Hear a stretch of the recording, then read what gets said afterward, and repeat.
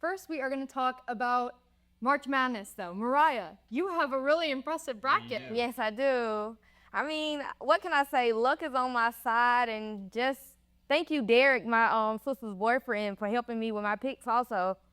You picked Arkansas, and you were pretty sure that at least the game would be close, but it was not necessarily close. What do you think happened with Arkansas again in that Arizona game? Yeah, well, my bracket's officially cooked and it's doomed. I actually want to apologize. I feel like I'm giving too many apologies on this show. First Malik Dia, now Mariah and Henry.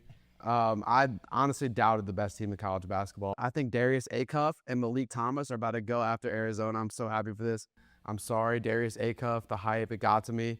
It felt like the only way Arkansas was going to have a chance of winning this game was if they're going to get in the track meet, get in half court, blow them out. But Arizona's half-court offense was absolutely impeccable. I mean, I haven't seen anything like it. I mean, every time they got the ball in the post, it was either a post hook or a kick out for a three. And it seems like every time Arkansas had momentum, Arizona just doubled it, came back. I'm pretty sure that it was like 30, they're up by 30 and a half. So, I mean, I'm not really tripping about it, but I'm just sad that my pick went out sorry like that.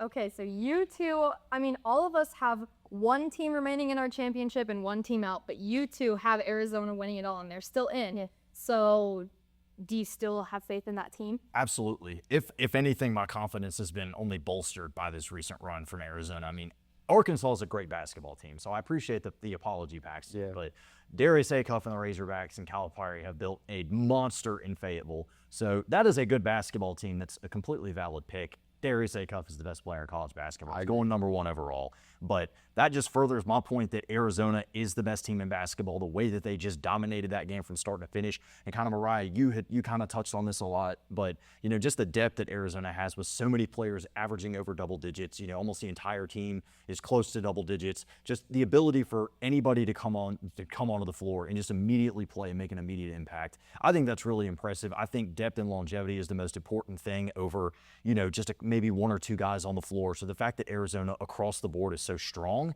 that only reinforces my notion that they're winning the national championship. Yeah, I think this game coming up, Arizona versus Michigan, to me, it's like the real national championship game. Yes, to me. I mean, it's just, I feel like it's going to be a classical matchup coming up this week. And I want to just say, nobody please bet on this game. I think it's going to be unpredictable. Yes. No Speaking of classics, though, that UConn-Duke game, Oh my it's God. a sick. classic. What an absolute disaster from Duke. I mean, you're up, I don't know, how many were they up? 19 and a half? How do you have such a big of a lead and then decide to choke it? I mean, John Shire is a great coach. I mean, he's what Duke needs as a basketball coach, replacing Coach K. But it honestly feels like they're scared in the moments of the game. They don't know how to inbound the ball. They're scared of pressure. I mean, Caden Boozer has been great for Duke all year, and then all of a sudden he wants to do a little hook pass over the top of his head like he's Magic Johnson, and then all of a sudden your season's over. I'm just sick. I mean, congratulations, Dan Hurley. I think if he would win a national championship this year, it'd be 3 in 4 years. Yes. So, I mean, that's the best coach in college basketball right there. I mean, you got to give your flowers to the man. Did y'all see the clip of him headbutting the referee? I mean, what are we doing, bro? Sleeve on Yeah, his I know. off of his Fix shoulder. your conduct. I mean, you can be happy, but don't do that, bro. I mean, come on. So, yeah, UConn will be playing against Illinois. Yes. And then it's, the 2 1-seed matchups on the other side of the bracket. So who do you think is going to be the final head-to-head for the championship game? I feel like Illinois has kind of just been, the under-the-radar team, kind of like how Houston was last year with making it to the Final Four. Shout out to Brad Underwood. He has been at Illinois for a good little bit now. They've had their trials and tribulations, and they've had some good basketball seasons that have ended in heartbreak. So all the credit and congratulations in the world to the Fighting Illini of Champaign, Illinois, for finally making it to this point. So, but I think that UConn ultimately will get it done. I think it'll be Arizona, UConn, and I think that Arizona wins it. I like UConn basketball. Dan Hurley gets on my nerves with his antics, but overall, I think Arizona is just the team to beat. They're better across the board. They play better defense. They're better at rebounding. Just every metric you want to say, Arizona's the best at it. They're winning the national championship, no doubt about it. Yeah, Henry, to your credit, I feel like that shot against Duke, I mean, I feel like that changes your basketball team for the rest of the year. I mean, if you see that ball go through the hoop and you beat Duke, the biggest brand of college basketball, you're going to ride that momentum throughout the rest of the season. And I feel like it's going to be hard for people to take down UConn. We'll see. I mean, my predictions have been awful, so I have nothing to say. Mine too. Yeah. Yeah, I mean, I agree. The momentum that UConn is riding is just absolutely unmatched. Like taking down #1 Duke versus Illinois took down #9 Iowa to get here. Is that Don't right? sleep on Iowa though. They're I'm awake No, on obvious. Iowa. They took out my national champion, but it's not the blue blood Duke, you know. So it's, I mean, different trajectories to get to where they are, and it's going to be really hard to stop that momentum. I think that Illinois could do it, but I do think I think whichever team comes out of the right side of the bracket is probably agree going to with end that. up Yes, victorious. 100%. Baseball right after the break, and talk a little bit about some Ole Miss Mississippi State tragedy.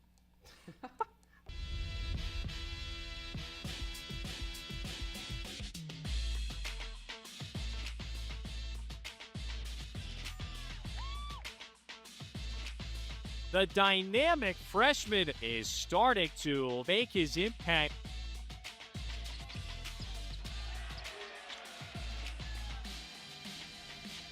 Dagger with the shot clock down to 1. That 3-ball drops for Jamin Brakefield. Fagan from the corner with a triple. Burrell for 3, that's a big response. 3-ball, yes. Miss shooting lights out at the pavilion. Give him one more. Wow. Oh. So you can't teach that. Well, that should give Ole Miss a boost.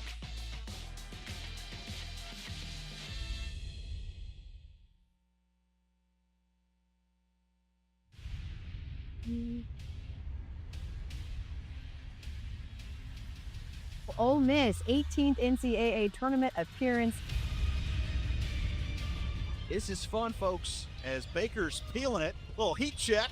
Snow Collins for 3. Bring it up. Said, I love Madison's guy. Ole Miss Rebels are having a lot of fun, and you can see why.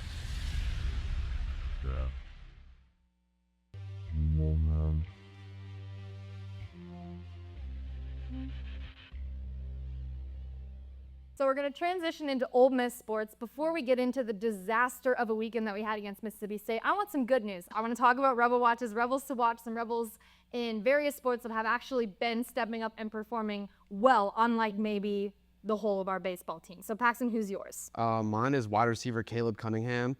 He redshirted his freshman year. He's from Choctaw County High School, or Mississippi local boy. Lane Kiffin recruited him back in 2024. Obviously, Pete Golding retained him and his staff. He was injured last year, which is why he didn't get a lot of reps. Watched Pete Golding's interview today he had with the media. He said that Caleb Cunningham's getting first-team reps, and he's just been looking great in spring practice. I mean, Trinidad Chambliss loves him, so I'm just hoping for a big year from him. Coach Joe, I mean, everybody's favorite coach on campus. Season led the team to 5 straight NCAA tournaments appearances and 2 Sweet 16 appearances, and also the first African-American woman to ever serve as Ole Miss women's basketball coach. So, I mean, she's just doing amazing things. And currently right now, she's actually rebuilding the team. The day after the game, we lost to Minnesota. She was already talking about the rebuild she was working on for next season. So I'm just can't wait to see what she's going to do next season. I am also going to keep it in the realm of women's sports.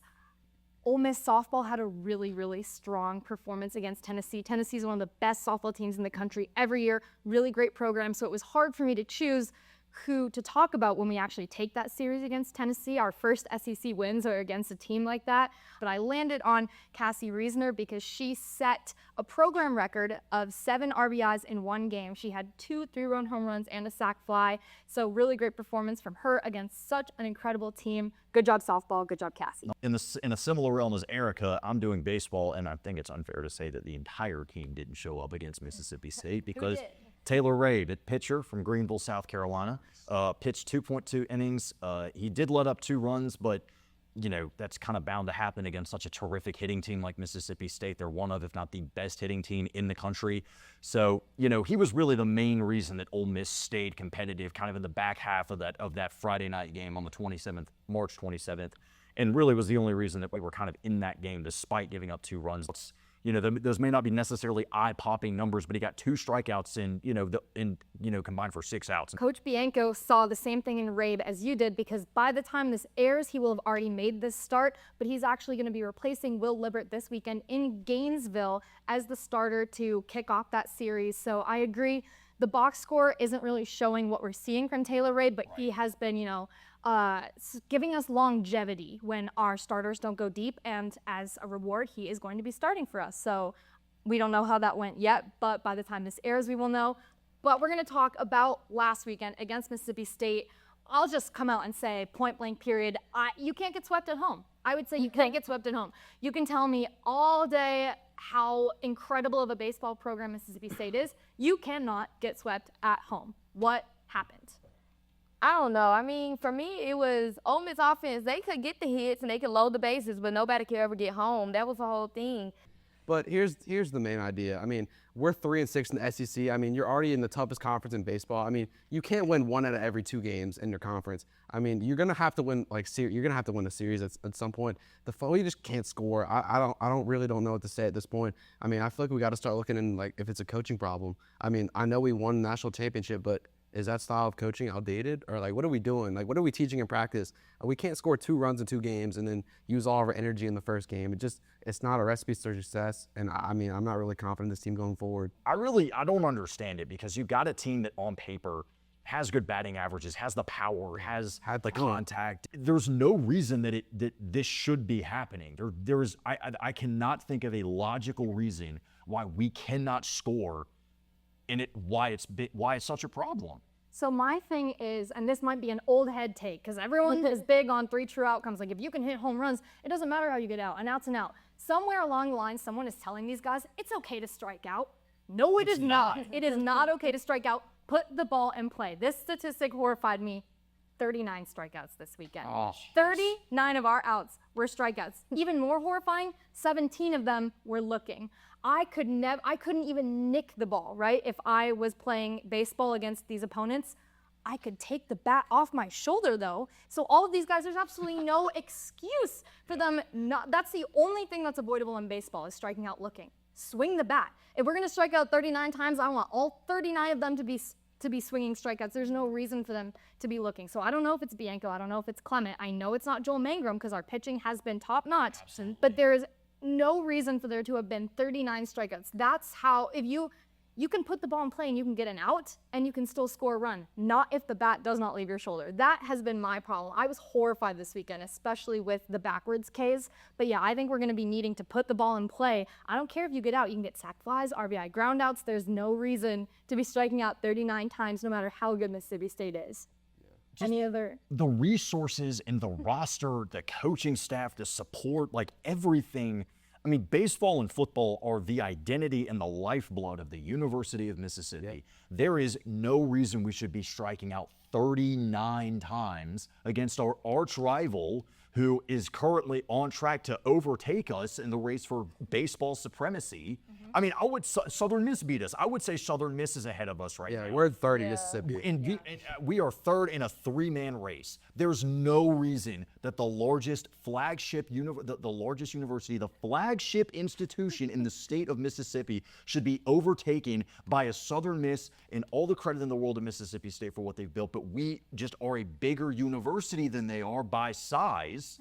There's no reason we should be last place right now. Dude, we have money and support coming out of the wazoo. Make it make sense. I bet we spent 3 times as much NIL money on baseball players than Southern Miss and Mississippi State. Maybe not Mississippi State, but for sure Southern Miss. Absolutely. We were 3 years off of a national championship. Yeah. And mind you, we didn't make the tournament from that national championship until last season. We went 3 years after a national championship where we didn't even sniff the NCAA tournament. Yeah, it's unacceptable. And so we're just going to look forward to football. I mean, we'll talk about the series against Florida on the show next week, but right now we are going to start looking forward to our best sport. Who would have thought, right? So we will be back right after the break with our predictions for next season. My passion is journalism. Here at the University of Mississippi, we produce a nightly half-hour newscast, broadcasting regionally on cable and globally on the World Wide Web. It's the kind of experience that is preparing me to walk into any news station in the country with the skills and abilities I need to succeed. So it's not just preparing me for the real world, it is the real world.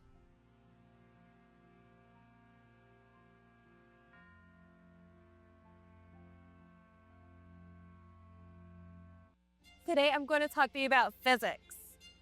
Come on in, girls. Let's go. This is the first rocket to get humans to Mars. Really tall. I'm a rocket structural engineer, designing and building parts of the rocket. You are the generation that will be stepping foot on Mars. Do I have a group of astronauts on my hand? Yes. You can become a rocket scientist or whatever else you want to be. These are more than just the sounds of a safe place to go after school. These are the sounds of interest being ignited and of mentors making an impact. At Boys and Girls Clubs, we don't do just one thing. We do whatever it takes to meet the needs of every kid who comes through those doors. Because whatever it takes is what it takes to build great futures. Great futures start here.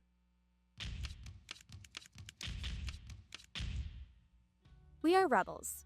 For more than 160 years, we've been accomplishing the impossible, from conducting the world's first lung transplant to helping prove Einstein was right. From preserving the past to saving the future. We are Mississippi's flagship university, a place where passion and learning unite, where friends become family, where small-town charm meets world-class innovation. We are the University of Mississippi. We are Ole Miss.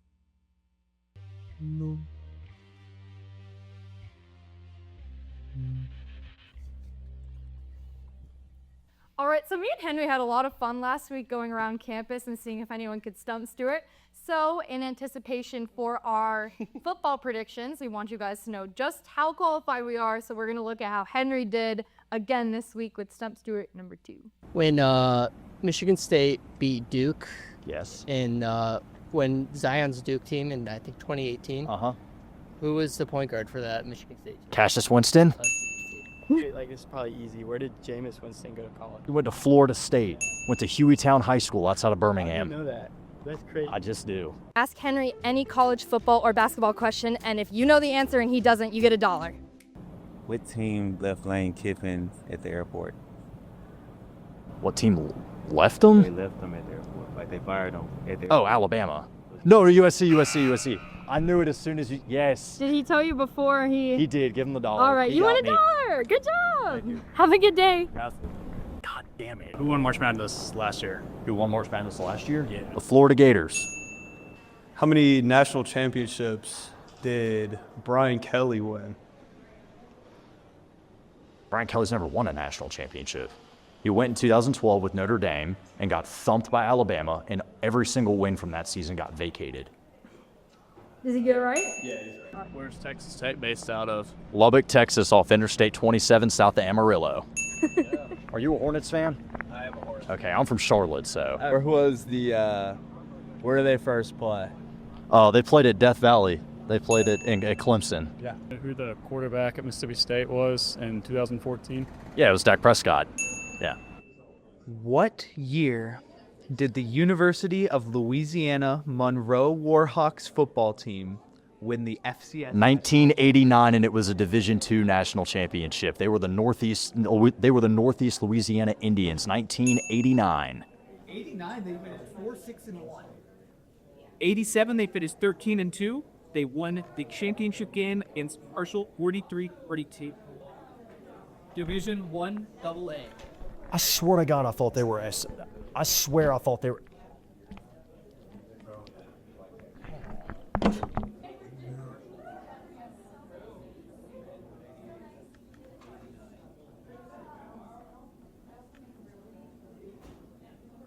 Dang. During the 2023-24 Ole Miss Rebels men's basketball season, they tied the record in program history for most consecutive wins to open a season. Which season did they tie with?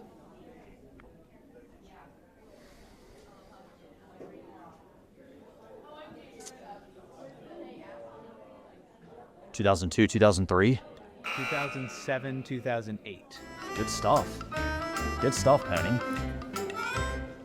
Football. We are going to give our predictions for the upcoming record for the upcoming 2026-2027 football season. Starting with a neutral game against Louisville. Go. Win. Win. Win. Win. Charlotte. Yeah. Win. Win. Win. Belt. All right. The most anticipated football game in 15 years. LSU at home? Win. Win. I guess win. I got nothing else to say, but I don't have a belt, so I can't participate. we are going to put the belts on LSU on September 19th, and everyone will see it, and Lane Kiffin will get lockered. Put my stamp on it. I don't think it's going to be BTA. I don't think so. I think it's going to be close. Okay, it's fine. Will be. I think it's going to be close because, and we talked about this a lot during football season, so don't freak out, but there's something to be said about atmosphere. There's something to be said about, Kiffin and Golding, they're each playing for something, and that is going to show, and it's going to show in the players. There's going to be a lot of people returning, Gallery, all those people. Everyone's going to have so much fire under their bellies. I think it's going to be close, but I think, especially considering the streak we have of home wins, and it might mean a little bit more to us, I think we're taking the dub, but I don't think it's BTA. I think Lane Kiffin is going to feed on this game. It feeds his ego, I believe. No shade. But I just feel like this is something that he wants, to be in the prime time, coming back. I just don't know. I don't want to feed it, but I do think it will be like a touchdown. I would rather go 1-11 than us lose this game. I'm being completely honest. I hate Lane Kiffin so much. I feel like his ego is going to walk in the vault like he owns the place, and we are going to put that stamp on him. I cannot wait for this. They've got a mediocre, inconsistent at best quarterback in Sam Leavitt who can't even stay healthy. Hussein Longstreet, I guess, is their backup, who has seen no meaningful playing time. So if Leavitt goes down early against a Clemson or something like that, and Hussein Longstreet is coming in, he's being thrown to the wolves because we are borderline undefeated at home. I think we're going to win this game more handily than I think you and everybody else, I think, may be thinking, because this is a football team in a university, a city, a state, a county that is so unbelievably pissed at Lane Kiffin that even Mississippi State fans were with us in solidarity in our hatred and our abandonment of Lane Kiffin. So I think it's safe to say that the entire Magnolia State will be rooting for the Rebels in the Magnolia Bowl trophy. I think we're going to win that game. There's a very realistic chance we win that game by 2-3 touchdowns. Yeah, and if you don't think that everyone in that locker room has that game circled on their calendar, then you're wrong. You're wrong. Florida, at Florida. Win. Win. And I say that confidently. I think if there's any team that could randomly, be competitive against us, it seems to keep being them. Like the game last year here, and then, they beat us before.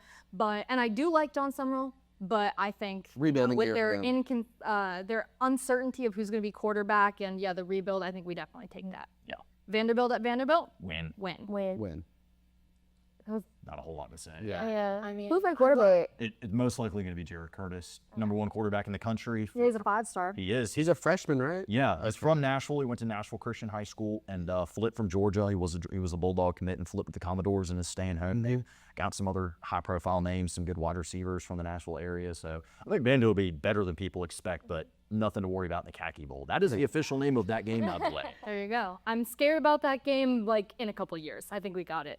This year, yeah. I think that's enough. October 10th. Ooh. Yes. Mizzou at home. Oh. I'm joining you on this one. I guess I got.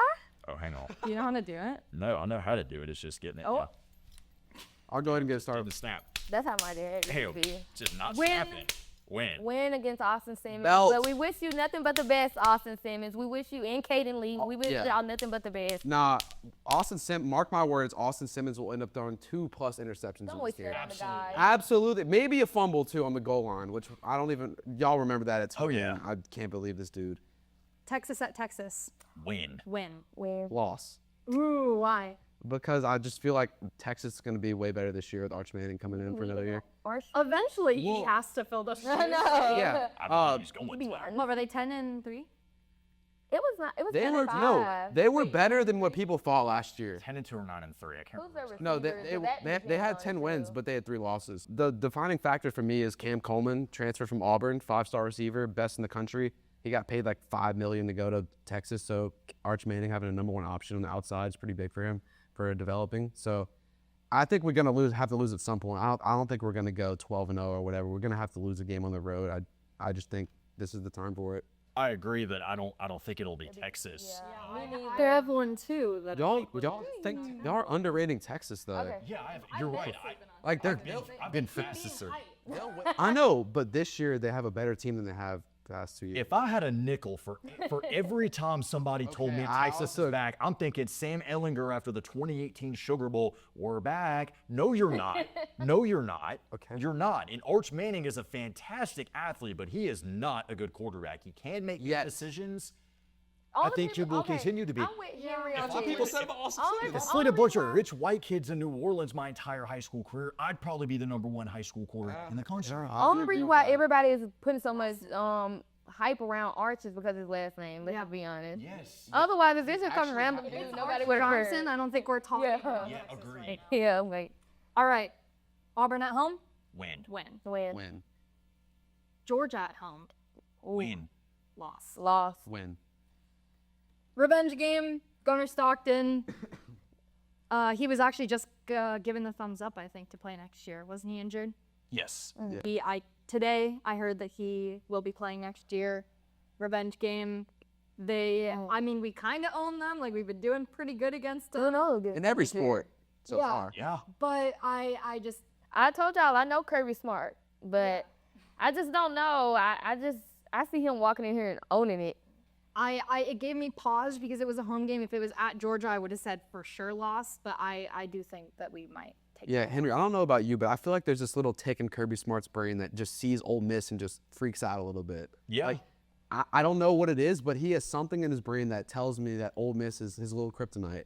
Genius coaching, The way that I think of it is, I think of 2023, and they curb stomped Ole Miss. Was Dart. Yes. In Athens. In Athens, Yep. 52-17. It was a primetime game. We haven't worn those white and red uniforms since Those that are game. clean. And those are really clean. Exactly. They're cursed now. Agreed. Maybe in a game like, a little easier than, at Georgia. But, I think that, they won that game.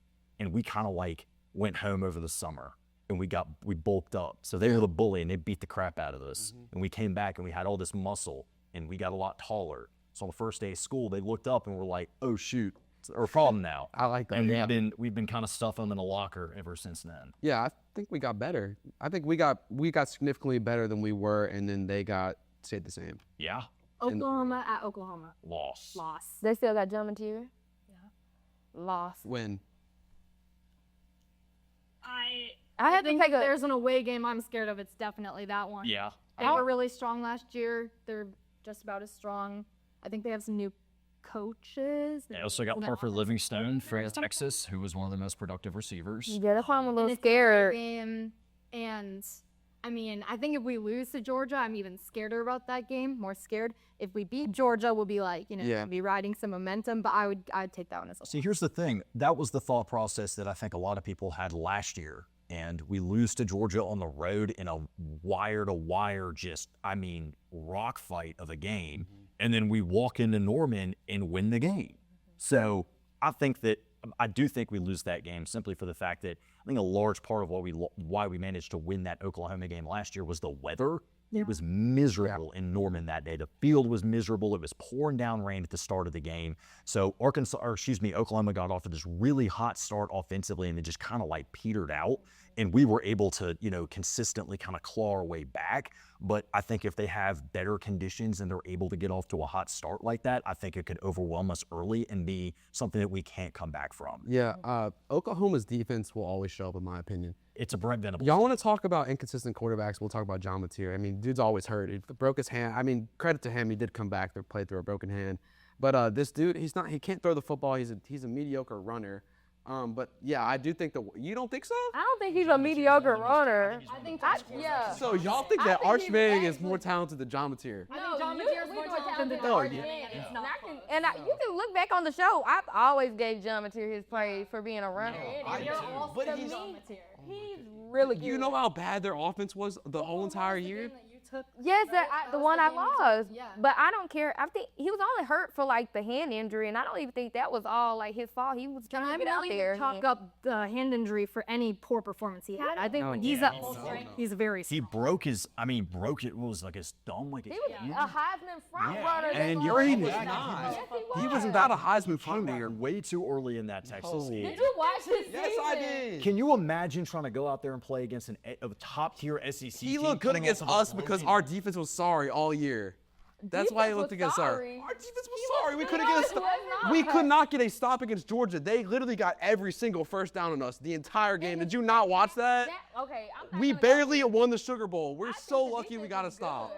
Our defense was sorry. As is Oklahoma. We got Kurt. All right. Watch Wazoo almost beat us last year. They scored 17 on us. Wofford at home. Win. Win. Mississippi State at home.